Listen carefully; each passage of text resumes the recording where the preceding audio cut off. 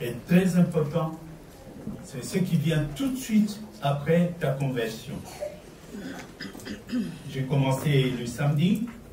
Je ne répète pas 2 fois la même chose. Ici, sur le 3e culte, je vous demande d'ouvrir sur le livre des Galates, chapitre 4. Il y a l'apôtre Paul qui nous exhorte. Je crois qu'il fait mention de l'importance de la croissance. Et il va dire sur 4, verset 1, « Or, aussi longtemps que l'héritier est enfant, »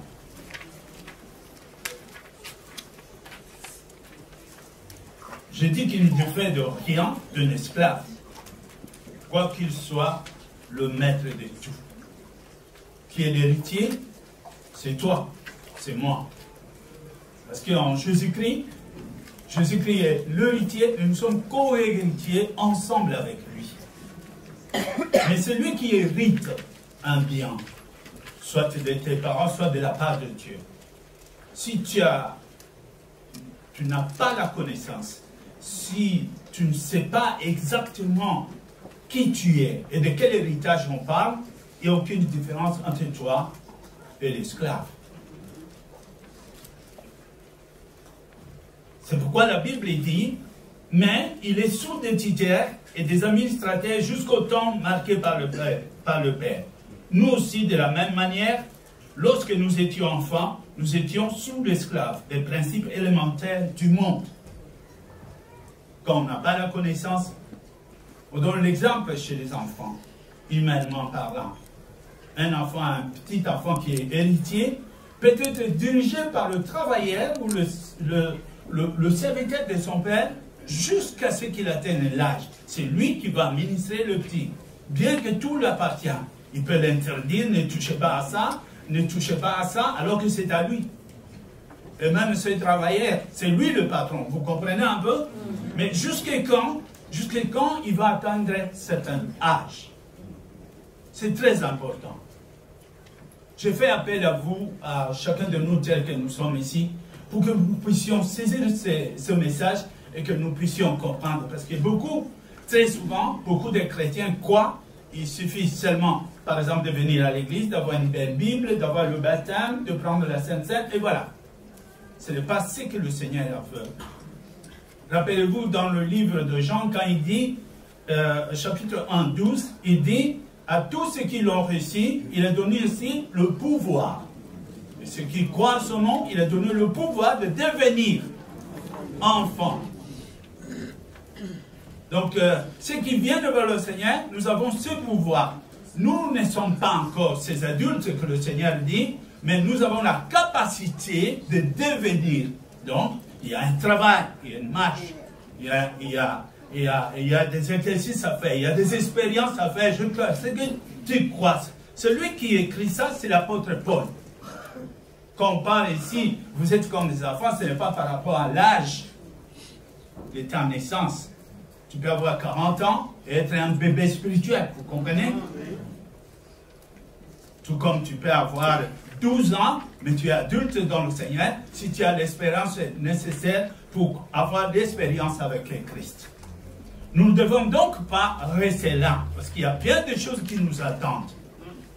Du côté de la repentance, du côté de rejeter des choses qui ne plaisent pas à Dieu, et de faire ce que Dieu aime.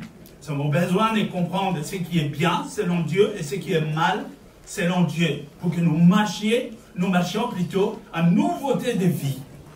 Et le Seigneur nous invite, nous sommes invités à comprendre cela. Apôtre Paul, il a parlé de ça, et je crois même, sa façon de parler, nous savons qui il était, apôtre Paul. Avant, il se prenait pour un adulte spirituellement. Il disait, je sais. Et c'est pourquoi il s'est porté volontaire pour aller arrêter les chrétiens. Il les persécutait. Jusqu'à quand il a rencontré Christ. Quand on rencontre Christ, il se passe quelque chose. On n'est plus le même. Il doit y avoir une différence. Si quelqu'un me dit il a rencontré Christ et que je le vois dans la seule vie, je dis non, c'est pas vrai. Tu ne l'as pas encore vraiment rencontré. Parce qu'on ne peut pas rencontrer Christ et rester le même. Quand on est face à Jésus-Christ, les choses changent. Et même la famille se demande qu'est-ce qui se passe. À la maison, on t'interroge, tu n'es plus le même. Ta femme te dit, je ne comprends pas, tu ne sors plus, qu'est-ce qui se passe? Alors la réponse, bien sûr, c'est dire, j'ai rencontré Christ. Et aujourd'hui, Christ est ma vie. Apôtre Paul était de ces genres-là. Et même il va jusqu'à dire, quand nous regardons le chapitre 2 du verset 20, j'ai été crucifié avec Christ, et si je vis, ce n'est plus moi qui vis. C'est une phrase terrible. Il s'est regardé lui-même avant et après. Avant, il vivait. Il avait des objectifs, il avait des oreilles, il avait des rendez-vous, il avait des amis, il avait certaines tâches qu'il faisait. Mais à partir du moment qu'il a rencontré Christ, il sent et il le dit. Il parlait de quelque chose qui s'est passé à l'intérieur de lui. Il dit que je sens que ce n'est plus moi qui vis. Donc, Christ m'habite.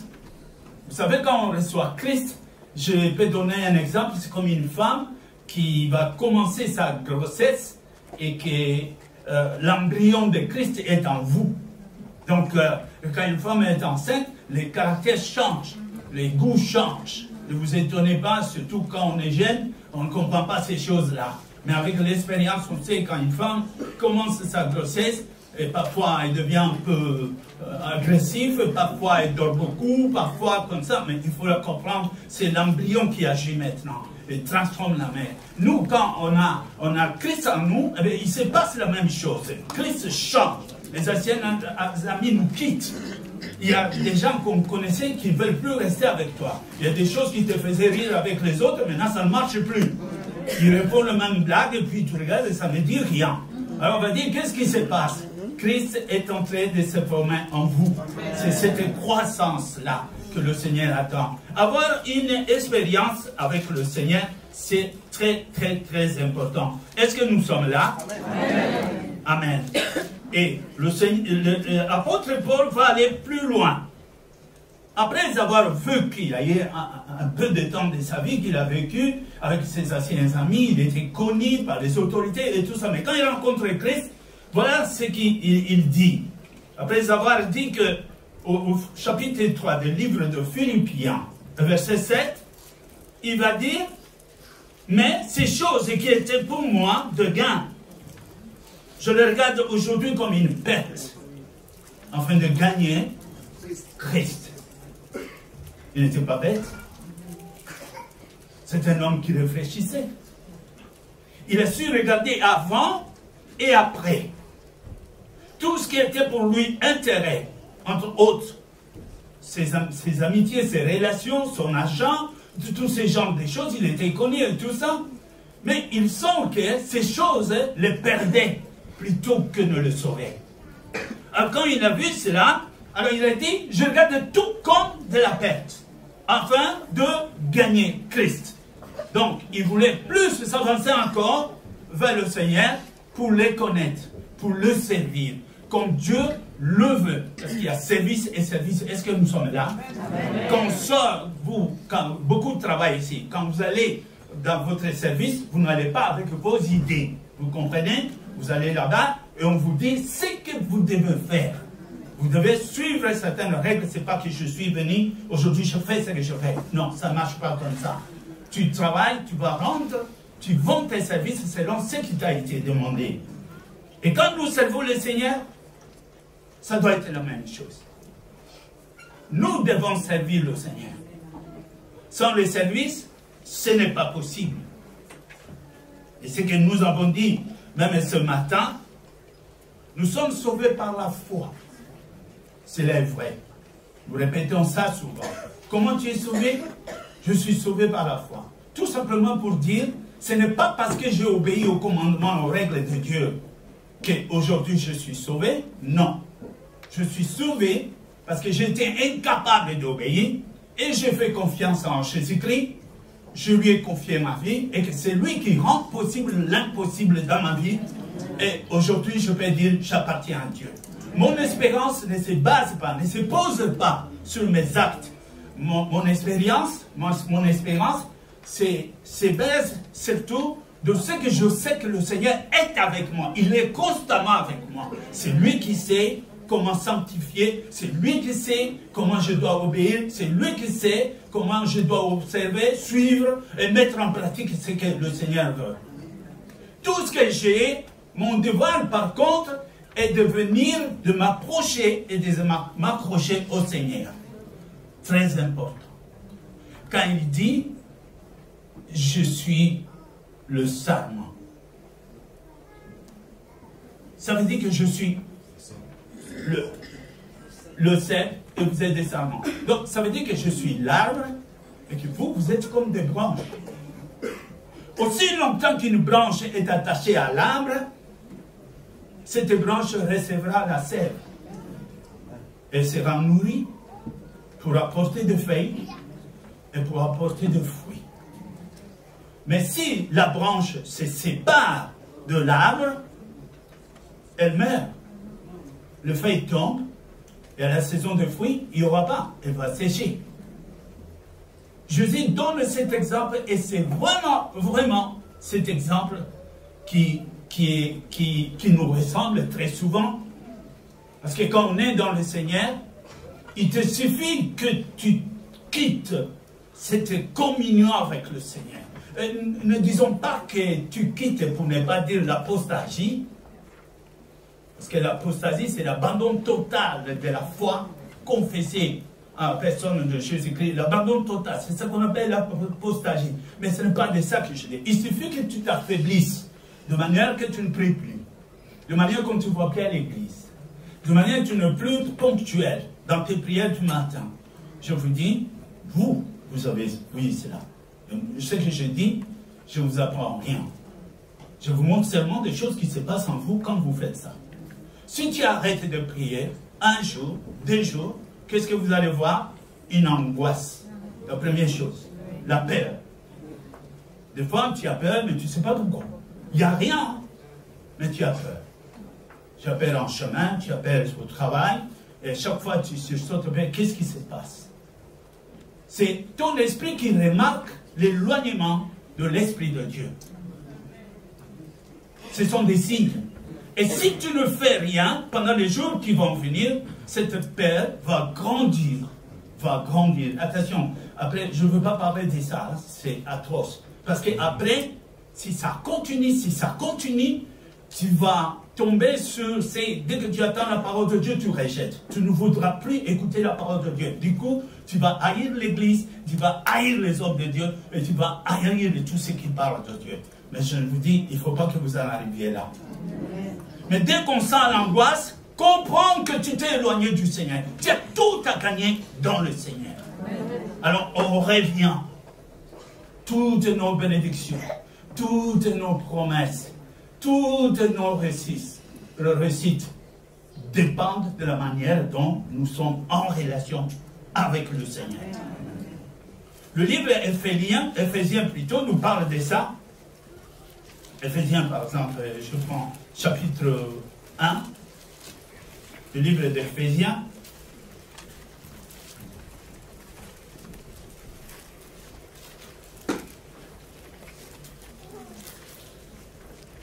Éphésiens, il parle. Et il nous dit en lui. J'ai vu au moins 7 fois qu'il reprend ça. C'est en lui. En lui. Que nous sommes bénis. En lui, ça veut dire dans lui. Quand on est en communion avec lui, alors nous pouvons bénéficier des promesses. Nous sommes bénis. Et même que nous allons parler de ça un peu plus tard pour que nous comprenions le projet de Dieu sur chacun de nous. La Bible nous dit, à partir du verset 3, chapitre 1, donc Éphésiens, verset 3, il dit, « Béni soit le Dieu et Père de notre Seigneur Jésus-Christ, qui nous a bénis de toute bénédiction spirituelle. » Les questions de bénédiction spirituelle dont on en parle à ce moment, dans le lieu céleste en Christ. Et la Bible dit, revient encore là-dedans, en lui. Dieu nous a élis avant la fondation du monde pour que nous soyons saints, irréprochables devant lui. Il nous a prédestinés dans son amour à être de ses enfants d'adoption par Jésus-Christ selon le bon plaisir de sa volonté, pour célébrer la gloire de sa grâce et nous a favorisés dans le bien-aimé. Le verset 7, en lui, nous avons la rédemption. Ça veut dire que nous sommes sortis, il nous a rachetés de cette mort qui nous attendait. Nous étions comme des brebis qui on devait mener à la boucherie. Il est venu, il a payé par son sang et il nous a sortis de là. C'est pourquoi la Bible parle. On parle de ça. Il y a la rédemption et puis il y a d'autres bénédictions qui suivent. Ou en Jésus-Christ. C'est pourquoi je dois connaître ce Christ. Je comprends Paul quand il dit, et alors si c'est comme ça, je regarde tout comme de la boue, afin de saisir Christ. Quand, si j'ai Christ, Christ est ma vie. C'est là où moi je vis. Nous devons donc grandir. Mais pour grandir, c'est que je fais une expérience moi. Je fais une expérience. Vous savez qu'il y a beaucoup de choses dont la Bible parle, par exemple, dans le livre d'Éphésiens, il nous parle des dons. Beaucoup de dons. Éphésiens 4. Il nous dit, à partir du verset 11, il a donné aux uns comme des apôtres, les autres comme des prophètes, les autres comme évangélistes, les autres comme des pasteurs et docteurs, pour le perfectionnement de saints, en vue de l'œuvre du ministère et l'édification du corps de Christ. Il nous a donné des dons pour l'édification. L'édification, c'est-à-dire, nous devons être édifiés, nous devons grandir. Chacun est appelé à avoir une expérience personnelle. Mon expérience n'est pas le tien n'est pas de ta femme, et celle de ta femme n'est pas le tien. Vous comprenez? Chacun de nous a une expérience. Mais nous sommes tous appelés à Christ, afin que selon la mesure du don qui t'a été préparé, qui va se connecter avec la mesure de foi, parce que quand on a la foi, il faut que les œuvres répondent aussi selon la foi. Et que vous soyez connectés avec le Seigneur, afin que le Seigneur te conduise. Je vous dis sincèrement que nous sommes dans l'école de Saint-Esprit. Vous comprenez? L'école, les Israélites qui ont eu cette école dans le désert, tout ce qu'ils ont vécu là-bas, c'était une école. C'est là où ils ont compris Dieu, ils ont compris Shekinah, ils ont compris le Saint-Esprit, ils ont connu la communion, ils ont connu la bénédiction, ils ont compris la manne cachée. Ils ont connu toutes ces choses-là qui aujourd'hui sont interprétées et révélées dans sa juste valeur aujourd'hui, dans le Nouveau Testament, dans la révélation. Mais ils ont connu ça là-bas. Alors là-bas, c'était une école. Cette école ne s'est pas effacée. Nous sommes encore dans l'école. Chacun dans la mesure où tu obéis. Ceux qui obéissent vite, grandissent vite. Ceux qui obéissent de temps en temps, ça ira aussi autrement avec toi. Si toi, tu t'es dit que je viens seulement à l'église, mais je ne prie pas, je regarde la Bible de temps en temps et tout ça, crois-moi, tu vas stagner. Avant longtemps, tes mêmes amis que tu es venu ici à l'église avec, vous allez vous séparer avec. Un jour, tu vas aller dire, nous sommes venus ensemble, mais vous exagérez. Alors qu'en réalité, c'est toi qui n'as pas compris. Hein? Amen. Est-ce que nous sommes là? Amen. Donc, chacun doit lutter pour atteindre un but. Il y a un but, bien sûr. Parce que la Bible nous dit sur le verset 13 d'Éphésiens 4, jusqu'à ce que nous soyons tous parvenus à l'unité de la foi. Quand on parle de l'unité de la foi, c'est par rapport à la foi. C'est là où le Seigneur nous attend. Et ça, le but de notre Seigneur. Quelqu'un, je parlais avec lui, et il dit que j'ai demandé à Dieu quel est mon but. Le Seigneur lui a répondu, mon but c'est toi. Et il dit, comment ça? J'attends jusqu'à ce que tu atteignes le niveau que je t'avais préparé. C'est là mon but. Il est notre Père, n'est-ce pas? Amen. Quel est le but des parents qui regardent leurs petits-enfants? C'est qu'un jour, cet enfant soit adulte, qu'il puisse produire, qu'il puisse participer à la famille, qui puissent contribuer et qui puissent être comptés comme des personnes valables, n'est-ce pas? Amen. Mais Dieu fait la même chose.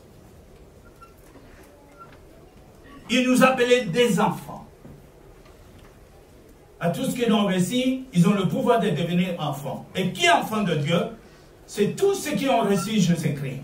Et tous ceux qui ont reçu Jésus-Christ. Quelle est la différence? Tous qui se laissent conduire par le Saint-Esprit. Conduire par le Saint-Esprit seulement, ce n'est pas que le Saint-Esprit domine sur toi de la manière que tu n'as plus la liberté. Non. Chaque jour, tu es libre de dire oui ou non. Est-ce que vous êtes là? Amen. Tu peux dire non. Le Saint-Esprit peut te dire, va à l'église, et tu dis non, tu es libre. Mais ce n'est pas à votre avantage. Le Saint-Esprit nous aide, il nous conduit parce qu'il sait, il connaît l'avenir, il connaît le lendemain, il sait ce qui va arriver, il sait que le chemin que tu entreprends, ça va mal aboutir dans 2 ans, ça il le sait. Et c'est pourquoi il te prévient. Si tu ne veux pas, tu vas rallonger ton école. Comme Israël, ils étaient au désert pour aller seulement à Canaan, et ils ont mis 40 ans. 40 ans. Pourquoi? C'était pas si loin. Si vraiment ils étaient en ligne droite, alors ils seraient en Afrique du Sud. Mais ils ont tourné en rond à cause de l'incrédulité. Tant qu'ils étaient incrédules, tant qu'ils murmuraient, tant qu'ils ne voulaient pas collaborer avec le Seigneur, le Seigneur a dit, alors ils ne sont pas encore prêts. Jusqu'à ce que quasiment toute la génération qui a quitté l'Égypte ait été décimée. Et c'était des nouveaux enfants qu'on a pratiqué encore la circoncision. Et avec seulement Josué et Caleb, c'est eux qui sont entrés là-bas. Parce que eux n'ont pas hérité tous ceux qui étaient avec les Anciens qui discutaient surtout, voire juste discutaient sur l'ail. Ils n'ont plus d'oignons, des choses comme ça avec Dieu. C'est grave. Canaan n'était pas loin. Mais ils ont mis plus de temps à cause de leur incrédulité. Ce que Dieu te donne n'est pas loin de toi. Mais à cause de l'incrédulité, ça peut prendre du temps. J'ai vu des personnes qui ont gâché leur mariage. C'était vraiment sa femme et c'était vraiment son mari. Mais ce n'était pas le moment. Ils ont précipité les choses. Alors, le diable a ajouté du pigment et ça a donné autre chose. Et ça n'a jamais abouti. Quand Dieu nous parle, il a une raison. C'est pas parce que l'oranger m'appartient et que l'orange doit manger n'importe quand. Non, il faut attendre jusqu'à ce que ça soit mieux. Est-ce que vous comprenez? On ne dit pas que c'est pas à toi. C'est à toi, bien sûr, mais ce n'est pas la saison. Vous comprenez? Avec Dieu. Donc nous sommes appelés donc à servir Dieu. Et là-dessus, je vais m'approcher pour parler un peu de ces services qu'on risque de mal interpréter. Je sais que tantôt, je ne sais pas qui a lu ce verset, nous rendrons compte tous devant le Seigneur de gloire. Ok? Il y a donc 2 types de services. Un autre qui est service, mais qui t'amène nulle part. Et un autre qui est service aussi, mais qui te conduit vers le Seigneur. Lequel, j'ai essayé d'écrire ici, les œuvres de la loi par la loi. Ce que demande la loi et que tu te dis, je l'applique par la loi. Donc, propres efforts. Je veux faire ça, je veux faire ça. Même un petit rien qui concerne Dieu, si ça s'est fait par ta propre manière, ta façon de réfléchir, ça te conduit loin de Dieu. Tout simplement, quand on parle de la loi, on parle aussi de la crainte. Là où il y a la loi, il y a la peur de la transgression. Il ne peut pas avoir la loi sans peur. Est-ce que vous comprenez? Amen. Quand tu roules sur l'autoroute, tu vois la police, tu dis, est-ce que j'ai amené mon permis? Tout de suite. Tu vois, la police, elle n'a rien dit. Mais tu penses, oh, est-ce que j'ai amené mon permis? Pourquoi? Parce que là où il y a la loi, il y a aussi l'angoisse. Vous comprenez? Si vous servez le Seigneur dans les lois, par exemple, je viens, oh, si je ne viens pas, le Seigneur va me punir. C'est bon, venez. Mais ce n'est pas ce que Dieu veut. Dieu veut que tu viennes par amour. Amen. Le Seigneur, c'est l'amour. Dieu parle en amour envers ceux qui ont l'amour. L'amour parle à l'amour. Et l'amour répond à l'amour. Est-ce que nous sommes là? Dans le livre de 1 Jean 4, 18, s'il te plaît, vous pouvez m'aider là. 1 Jean 4, 18, nous pouvons voir, c'est quand on a l'amour, c'est-à-dire quand le service maintenant s'est fait par amour pour Dieu, elle bannit la crainte. Amen. Si vous donnez vos dîmes et que tu fais attention pour que ce soit 10%. Alors parfois ça tombe, bon, tu gagnes 2000, c'est la dîme, ça va faire, bon, ok.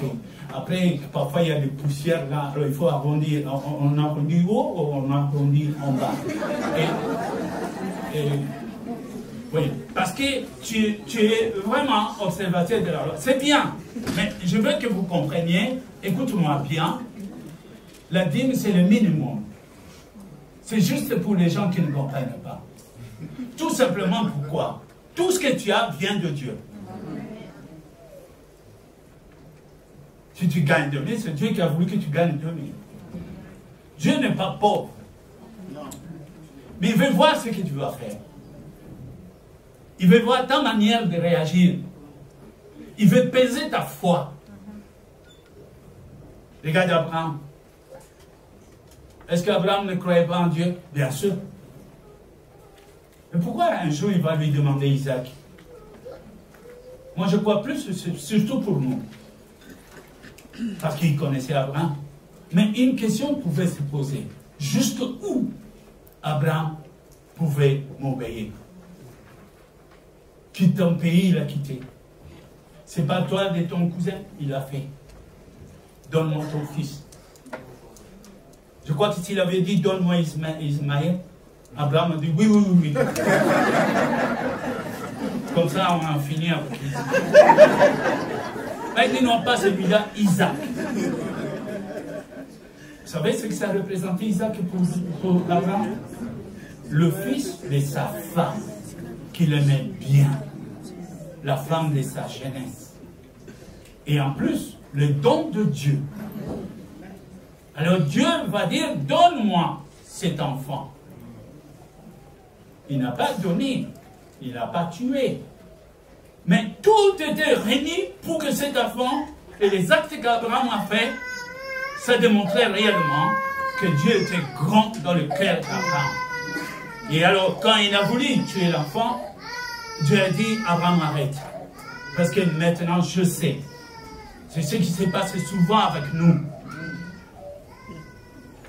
On est souvent là, quand Dieu dit, donne. Elle dit, oh oui, mais il faut savoir. Il faut savoir. Bon. Qu'est-ce qu'il a dit? Il dit, il faut savoir. Bon, il est encore là. Il n'a encore rien compris. Alléluia. On voit beaucoup de témoignages là.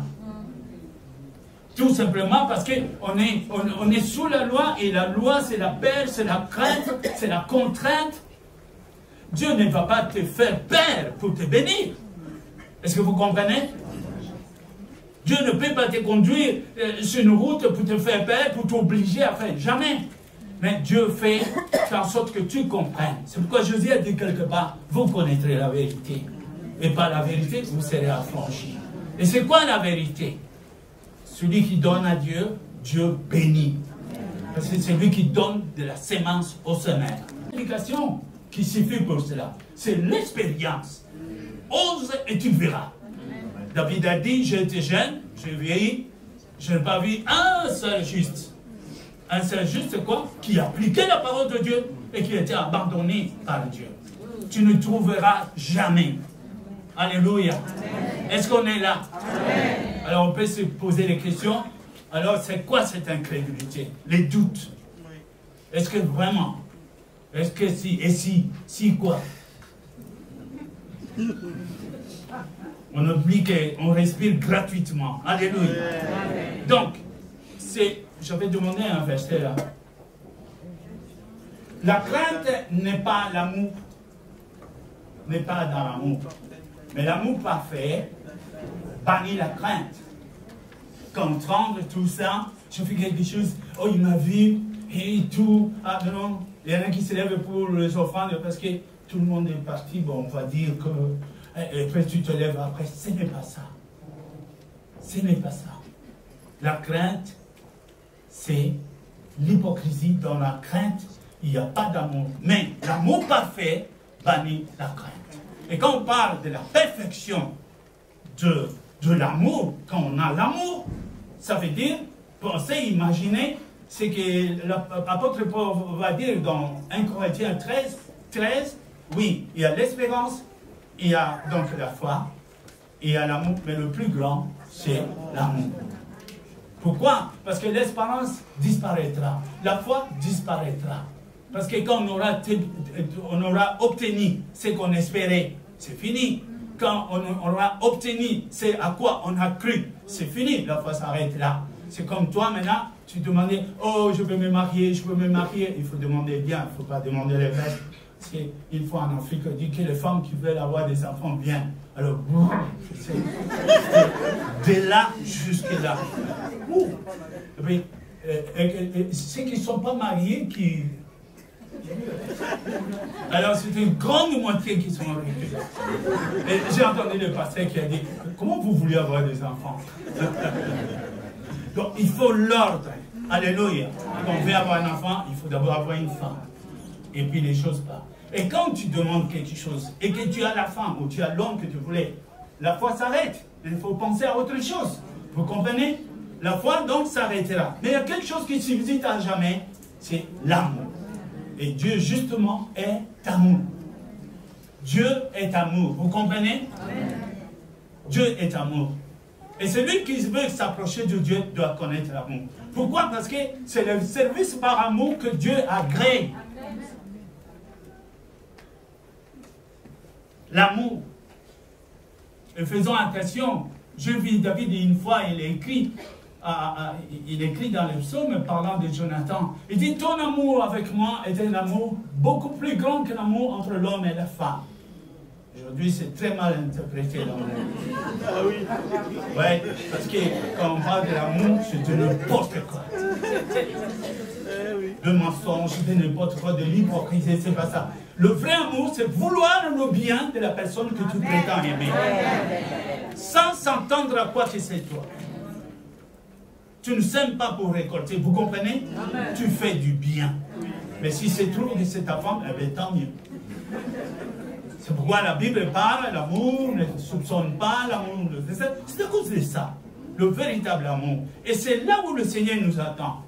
Celui qui veut servir le Seigneur doit le faire. Si tu veux vraiment que ça plaise au Seigneur, ce n'est pas les chiffres, hein. Vous comprenez? Quelqu'un peut venir avec 2 euros, mais avec un grand amour. Et l'autre vient avec 10 000, mais par crainte. Il te bat devant le Seigneur. Vous vous rappelez la femme qui a amené des sous?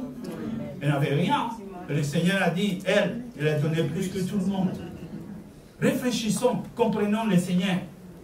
Le Seigneur défend beaucoup ceux qui viennent vers lui par amour. Évidemment, le premier jour, ce n'est pas pareil. C'est peut-être une fièvre qui t'a fait quitter la maison, tu dis, la grippe m'a attrapé. Viens à la source de vie, on va prier pour toi. Et tu es venu. Ok, ça c'est le premier. Tu es venu pourquoi? À cause de la fièvre. Mais si tu découvres autre chose, on te parle d'un Dieu qui t'aime. On te parle d'un Dieu qui a un projet sur ton avenir. On parle de Dieu qui a quelque chose à faire avec ta famille et tout ce que tu es en train de faire. Maintenant, ce n'est plus ça. Et là, le Seigneur ne te demande rien d'autre. C'est le premier commandement. Tu aimeras ton Dieu de tout ton cœur. C'est-à-dire de le mettre à sa place. Quand il est Dieu, il est la source de tout. Tout ce que tu as à partir de toi-même et ton corps, c'est un don de Dieu. Amen. Donc tu aimeras ce qui est tout à fait logique. Et quand on aime Dieu, le Seigneur dit, le Seigneur connaît ce qu'il aime. Il y a donc des œuvres, par exemple, pour faire la loi, pour obéir à la loi, qui provoquent par la suite la crainte, l'hypocrisie, quand on ne fait pas exactement, parce qu'on ne le fera pas. Mais il y a les œuvres de la loi par la foi. Ça veut dire, comme Jacques a dit, je crois, dans Jacques 2, 18, qu'il a dit, montre-moi ta foi sans les œuvres, et moi je vais te prouver ma foi au travers des œuvres. C'est-à-dire la foi seule ne sauve pas.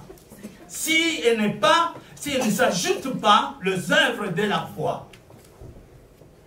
C'est au départ on est sauvé, non pas par les œuvres, par la foi. Mais quand on vient d'être sauvé par la foi, cela ne veut pas dire que la loi n'est plus là. Mais seulement nous allons pratiquer la loi, cette même loi, par amour, non pas par crainte. Parce que tu aimes Dieu. Et moi je peux dire, je sais que Dieu m'aime, alors il n'y a plus de frontières. Est-ce que vous êtes là? Amen. Nous avons des occasions comme ça multiples. Et chaque fois, les choses commencent par des petites choses. Tu ne peux pas passer dans les grandes choses avant que tu passes dans les petites choses. Celui qui est capable dans les petites choses, ça veut dire que tu seras aussi capable dans les grandes choses. Si tu peux aider déjà, si tu peux participer déjà dans les petites choses, par les petits moyens que tu as, ça veut dire qu'il y a une promesse. Dieu peut faire à l'au-delà. Et un jour, tu vas entrer dans la vraie expérience avec Dieu. Une fois, je prêchais en Afrique et il y avait un prédicateur qui est venu des États-Unis, excusez-moi un peu. Bon, depuis qu'il est monté ici sur le podium, il a commencé à parler et il dit sa montre coûtait 2500 $. Il a monté ses chaussures. Ses chaussures, ça coûtait 10 000 $. Ah, même ça ne sortait pas des oreilles. Là, moi je me dis, mais c'est quoi qu'est-ce qu'il vient de nous dire? Mais tout à coup, il y a eu la pluie. Mais notre église, là, il n'y avait pas une bonne toiture. Et ça a commencé à sointer partout. Moi je dis, vends-moi ta montre, comme ça on va...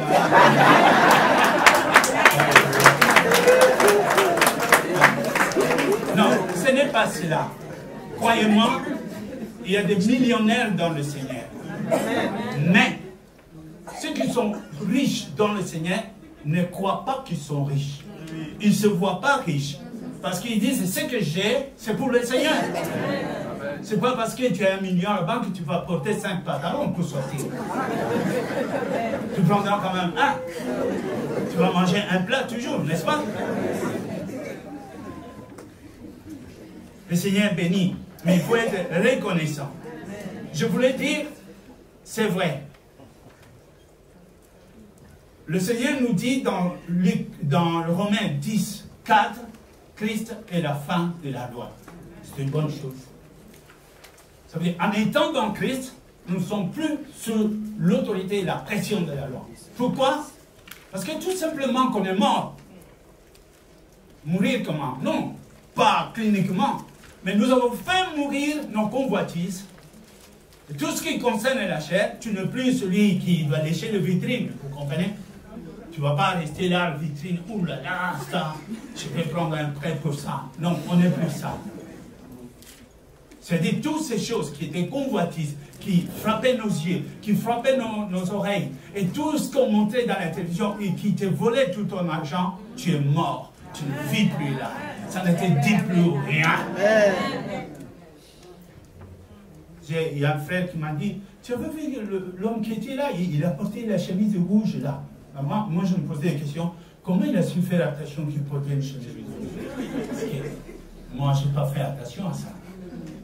Je ne regarde pas ces choses. Ces choses sont mortes pour moi. C'est ça qui trouble votre vie. Vous savez, là, nous perdons la paix parce que tu as vu quelque chose dans le pare-brise, et plutôt dans la vitrine, et tu t'es dit, ah, il faut que j'aille ça. Alors, comment tu vas faire? Je veux faire un emprunt. Tu sais comment tu vas rembourser? Ça part de là. Et puis quand à la fin du mois tu as des problèmes, oh Seigneur, Seigneur. Non, il faut voir les choses. Est-ce que c'était vraiment nécessaire que tu ailles là-bas? Donc on est mort. C'est à cause de cela, la loi perd son pouvoir sur nous. Si j'ai mon permis et qu'on me dit il y a 10 policiers méchants qui contrôlent le permis de conduire, je viendrai avec sourire, n'est-ce pas? Même sur... Et les permis est là. Et je dois passer. Amen. Mais quand on n'a pas, alors ça fait peur. Mais nous, quand on est en Christ, la loi perd son pouvoir. Parce que nous ne sommes plus régis sur cette loi, mais nous sommes régis maintenant sur le commandement de Christ, qui est la loi de l'amour. Donc tout acte que nous pouvons faire, c'est par amour. C'est pourquoi la Bible dit là dans Romains 13 et 10, s'il te plaît. Romains 13 et 10, la Bible dit, L'amour est donc, l'amour ne fait point du mal au prochain. L'amour est donc l'accomplissement de la loi. Je sais que dans le Seigneur, il y a des églises qui vous prêchent que la foi. J'ai déjà vu ça. Tu seras la tête, jamais la queue. Ils répètent ça toute l'année. Tu seras la tête, jamais la queue. La queue. C'est souvent qu'ils sont la queue, après. Tout le temps, la queue. Bon, il y a des églises qui prêchent comme ça. Il y a des églises qui sont que, ici c'est le prophétie. Tu entres, toi, je t'ai vu, le Seigneur. Un jour, deux couples, deux personnes mariées sont venues, se sont assis. Le prophète vient. Toi, madame, là, oui, viens. Cette année, tu seras mariée. Alors, son mari, c'est top. Son mari s'est levé, mais nous sommes mariés. Ok. Heureusement, Dieu nous bénit parce que nous n'avons pas ça ici. Dites Amen. Amen. Mais ce sont des choses vraies qui se passent ailleurs. Mais moi, je crois que ce qui est bon, si nous voulons échapper à toutes ces choses, parce qu'il peut y avoir beaucoup de dons, il y a ceci, des prophéties et tout ça, mais quelque chose qui est bon, si nous pouvons grandir dans l'amour, nous avons accompli la loi. Est-ce qu'on est là? L'amour est l'accomplissement de toutes les lois. Donc, que ce soit l'ancien et le nouveau, s'accomplit dans l'amour. Aimer. Quand on dit aimer Dieu, c'est difficile à contrôler. Parce que tu dis, je l'aime, mais personne ne peut vérifier. Tu comprends? Dieu, bon, c'est lui qui voit. Tu peux jurer ici, je l'aime. Ah, c'est bon, c'est vrai. Mais quand on aime Dieu, on aime aussi le prochain. C'est là où on voit qu'il y a l'erreur. Parce que quand on aime Dieu, et qu'on a compris que nous sommes tous venus de Dieu, et que celui que tu regardes à tes côtés n'est pas n'importe qui, c'est ton frère, c'est ta soeur, vous comprenez? Il est l'œuvre de Dieu, il est la création, la créature même de ton Dieu. Et alors j'ai une raison de l'aimer. Au nom de Jésus. C'est pourquoi on prie pour les ennemis. C'est pourquoi on regarde plus tout ça. Et alors, l'amour est parfait quand maintenant Dieu est reconnu comme tel et que nous l'aimons et que cet amour se manifeste chez le prochain. Alors, la Bible dit, c'est lui qui dit qu'il connaît Dieu et qui n'aime pas son prochain, ne connaît pas Dieu. Est-ce que nous voulons connaître Dieu? Nous avons besoin. Le livre de Galates nous dit, aussi longtemps que nous restons comme enfants, ça veut dire ignorants, nous serons dirigés par des tuteurs, c'est-à-dire par des règles familiales. Tu es là, famille a dit et tout ça, tu as des problèmes, tu as fait je n'importe qui, tout ça des histoires. C'est ça, c'est ça. Des tuteurs étrangers, des tuteurs qui ne connaissent rien de ta vie. Mais quand on grandit, on prend conscience de ce qu'on est, on prend conscience de ton identité, on comprend la volonté de Dieu sur ce qu'il veut de toi, tu t'appliques à ça, tu as une autre espérance. À ce moment, c'est Dieu qui te conduit, c'est l'Esprit qui te conduit. Or, si c'est l'Esprit qui te conduit, la Bible dit, tous ceux qui sont conduits par l'Esprit de Dieu sont donc fils de Dieu. Et c'est la chose importante. Donc l'amour est très important. Vous avez donc deux choix. Oh, tu me dis, pasteur, d'accord, mais laisse cette histoire d'amour, je vais un peu étudier les lois. Eh bien, là, ça existe, les lois. Et déjà, il y a au moins 613 qui étaient comptées, et il peut y en avoir d'autres. Et si vous voulez prendre ces chemins-là, moi je vous dis déjà, vous allez vous perdre. Mais tu peux dire aussi, c'est compliqué les lois, je ne comprends plus, mais je vais mettre en pratique la loi de l'amour. Il n'y en a qu'une seule. Aimer Dieu. Et nous recevons un retour, nous comprenons l'amour du prochain. La présence de l'amour, c'est la présence de Dieu dans toi. La présence de l'amour, c'est la présence de la parole. Amen. Tu peux consoler. Tu peux sauver. Tu as la paix. Tout le temps la paix. Dis à ton voisin, j'ai tout le temps la paix dans le Seigneur.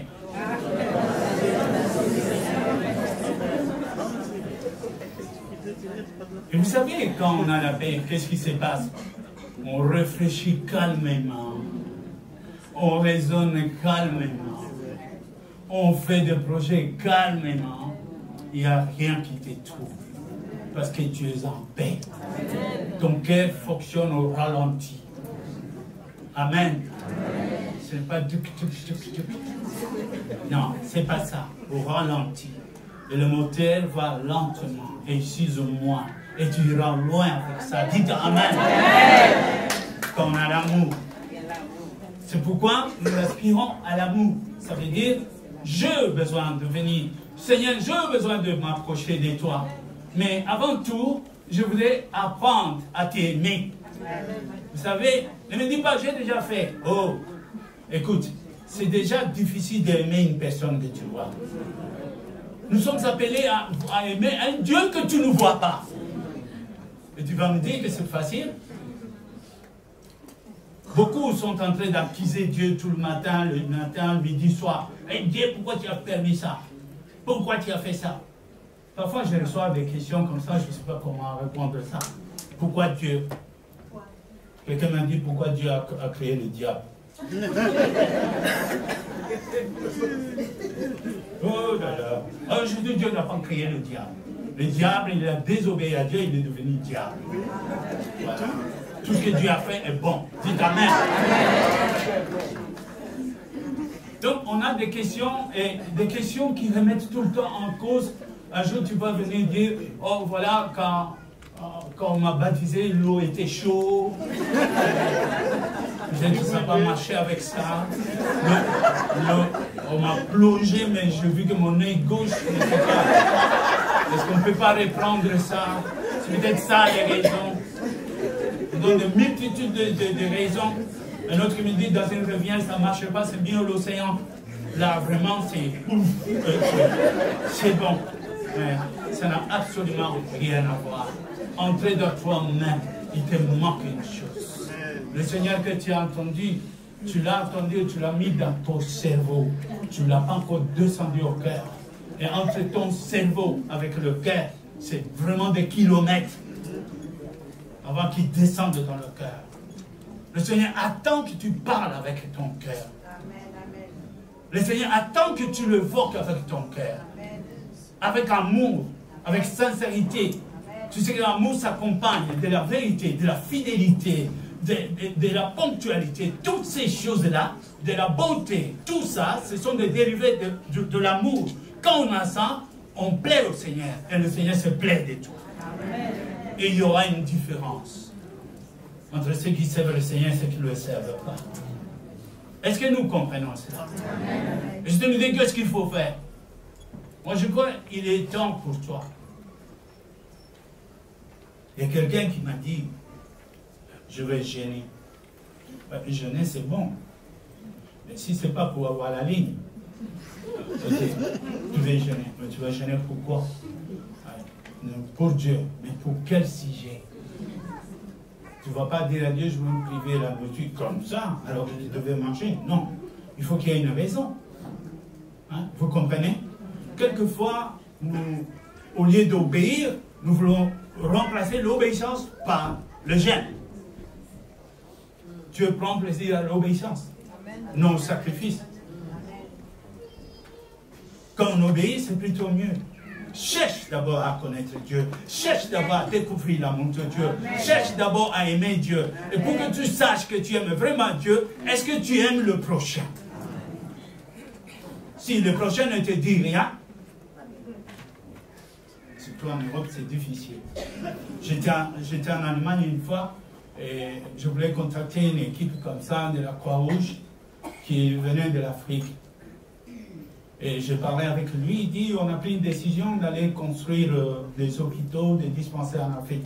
Et moi je lui ai dit, ce n'est pas des dispensaires, des hôpitaux qui manquent en Afrique. Il y a des maisons, il y a des hôpitaux, mais il n'y a pas de médicaments, il n'y a pas de médecins. Il faut plutôt apporter ça. Mais tu sais qu'est-ce qu'il m'a dit? Nous sommes allés en Afrique, mais j'ai appris autre chose en Afrique. J'ai dit quoi?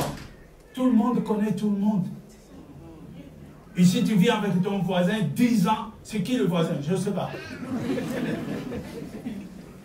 Moindre chose, hé voisin, tu diminues ta musique. Nous sommes en guerre ici. Terrible. Il faut beaucoup prier. Amen. Arriver. Moi, chez mon voisin, il a fait la même chose. Il est sorti le matin, il m'engueule. Il vient, tu as prié aujourd'hui. Et il avait un petit doigt comme ça. Là. Tu as prié aujourd'hui. Tu as prié. Moi, je ne savais pas quoi répondre. Et puis il me dit, tu fais attention. Moi, je lui ai dit, est-ce que tu te rends pas compte que je ne te réponds pas et tu continues? Après, il s'est arrêté. Le soir, je crois que c'était le lendemain, j'ai vu des pompiers qui sont venus.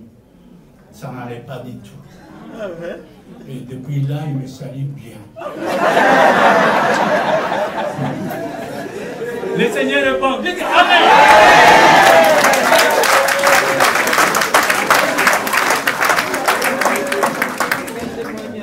Alléluia. Bon, bien aimés, saisissons l'essentiel. L'essentiel est quoi? Croissons dans l'amour. Fais ton grand travail dans l'amour. L'amour est la base de tout. La création est venue de l'amour. Jésus est venu à cause de l'amour. Nous sommes sauvés par amour. Dieu est amour. Dieu aime ceux qui aiment. Vous comprenez? Je n'ai pas le temps de donner quelques exemples. Peut-être que je le ferai cet après-midi. Mais ce que je fais, faites tous vos efforts. Entrez à la prière s'il faut. Prends ta femme, prends ton mari. Il y a beaucoup de couples ici qui prient différemment. C'est-à-dire, quand le mari prie, la femme trouve une excuse. Et quand la femme prie, le mari trouve une excuse. Oh, les enfants, ce n'est pas bien. C'est déjà quelque chose, c'est un mauvais départ. Si vous avez ça, je vous dis, le diable est en train d'essayer de vous séparer. Appelle ton mari, mettez-vous ensemble et priez ensemble. Et demandez l'amour de Dieu. De comprendre l'amour de Dieu. Peut-être qu'un jour vous arriviez à dire ce que l'apôtre Paul a dit. Maintenant j'ai compris et je regarde tout comme de la boue afin de gagner Christ. Car Christ est ma vie. Amen. C'est qui le Seigneur? Jésus. Amen. Il est merveilleux. Oui. Est-ce qu'il y a ici dans la salle des personnes qui sont venues pour la première fois, enfin pas peut-être la première fois à l'église, mais qui n'ont pas encore donné leur vie à Jésus? Et que j'attends par là que tu fais ta vie comme tu l'attends. Tu regardes les églises, tu les écoutes de loin, mais jamais pris une décision. Ce n'est pas le but que le Seigneur veut. Le Seigneur veut s'occuper de toi et ne te prendra pas de force. Rappelez-vous ce que j'ai dit là. Il te demande si tu veux. Celui qui lit la Bible, il trouvera si tu veux, si tu crois, si tu m'invoques. Le Seigneur nous respecte, il respecte notre liberté. Si tu dis non, c'est non. Et qu'est-ce que tu as gagné? Le monde nous enseigne. Alors si tu es là, je te dis, s'il te plaît, saisissez l'occasion, lève ton petit doigt, comme ça, comme ça, comme ça. Allez, allez un effort.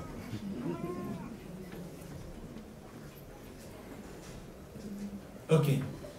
Je suppose que nous sommes tous dans le Seigneur. Amen. Amen. Donc, nous allons grandir. Moi-même, je n'ai pas fini de grandir. Je prie chaque chose, je dis, Seigneur, je vais encore aller plus loin, plus loin, plus loin. Donc, il n'y a aucune raison de dire, je suis arrivé. Le jour où tu diras, je suis arrivé, c'est ce jour-là que tu es nulle part. Donc, on a toujours besoin d'apprendre plus qu'on a aujourd'hui. Ce n'est pas question de se rivaliser l'un de l'autre, mais toi-même contre toi-même. La personne d'hier que tu étais et la personne d'aujourd'hui et la personne du futur que tu vas être. C'est ça notre combat. Dites Amen. Amen. Je vais vous demander, on va se mettre debout, je vais faire une courte prière.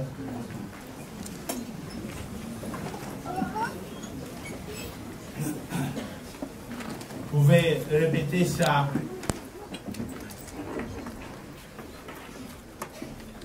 Seigneur Jésus, merci pour ta parole. Apprends-moi à t'aimer comme il faut. De moi-même, je ne peux rien. Et que j'aime aussi mon prochain. Comme moi-même. Je vais accomplir cette loi. Je vais te servir par amour. Non pas pour un salaire. Parce que tu es mon Dieu. Et que je t'appartiens. Seigneur Jésus, accomplis ces choses pour moi. À ton nom, je viens de prier. Amen. Acclamons fort les noms.